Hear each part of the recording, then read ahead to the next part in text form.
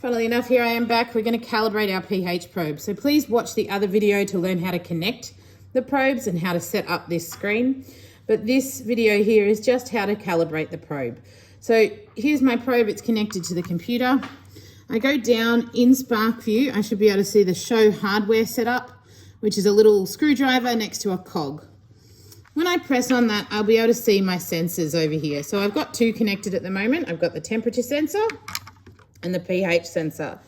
So down beneath pH sensor, it says configure ISE.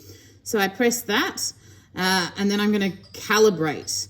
Okay, so I'm going to calibrate it. There's lots of buttons to press here. It says select sensor. It should read wireless pH sensor, measurement pH, 2-point calibration. And I've got 2 points to calibrate with, which is a pH 4 and a pH 10. So I press continue.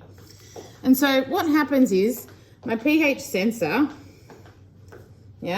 is reading a value on a tiny little bulb down the bottom here. So it isn't at the moment, you can't see that bulb. You just need to grip it, move it down like this, and you should see that in the end of my pH probe, hopefully I can get a good value there. There's a little glass bulb, which is what that little protective case is on for. But this is now my pH probe ready to go. So before I start anything, I'm going to give it a rinse in some distilled water. So I'm going to rinse. Make sure I've got it nice and clean. Then I'm going to dry it with a tissue. You don't have to dry it a lot, just dry it a little bit, like so. So this is ready to go. Now I've got two pH buffers that I'm going to use to calibrate. One has got a pH of 4 and one has got a pH of 10.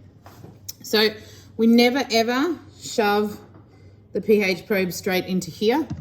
We decant some into a little beaker. So here's a little beaker with pH 4 in it, which is the nice pink one, nice and easy to see.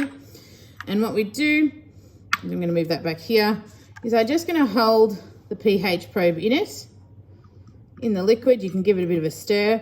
And what you'll notice is on my screen on the computer, the sensor value is changing and fluctuating a little bit. It's going between 174 and 175. So when I'm happy that that number is steady, I just press set calibration. So that's set. It says whenever the sensor is reading 175, I'm going to say that's a pH of 4.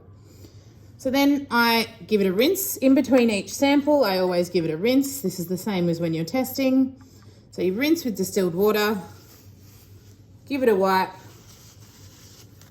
okay, and we can put it straight into pH 10 this time.